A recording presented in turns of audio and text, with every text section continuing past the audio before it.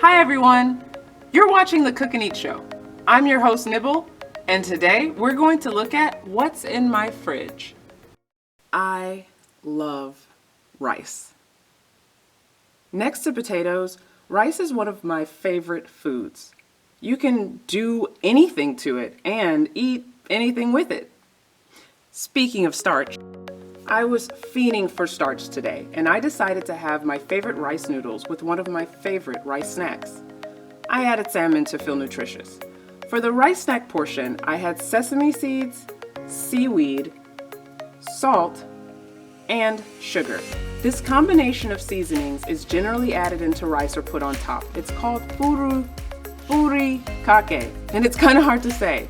You'll also need sesame oil. Let's toast some seeds. Surprisingly, sesame seeds have a lot of health benefits. To be so small, they have fiber and minerals like calcium, magnesium, iron, and a bunch of other stuff. They're easy to add raw as a topping or blend into a creamy tahini sauce, and they toast it pretty quickly, even on low heat. So I had to keep those seeds moving. Here's a side-by-side to show the color difference after they've been toasted. I added a little sesame oil to the salmon for frying later. You could add soy sauce, but I like salmon's natural flavor. Once it's in pretty small pieces, you're ready to cook it. Furikake rice is a very simple snack and a quick way to eat something small that's actually pretty healthy. Some people will just make the seasoning mix and store it. And the benefit there is later being able to use it on top of rice or as a filling inside of a rice ball, along with maybe some bonito flakes or salmon. An optional step is mixing the salt and sugar together now. I'll explain later. When it came to the seaweed, I used my fingertips to crush it a little.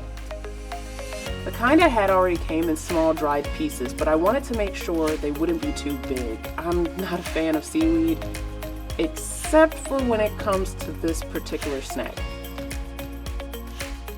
The key for an enjoyable eating experience is even distribution. Mixing the salt and sugar together helps ensure the flavor is evenly spread.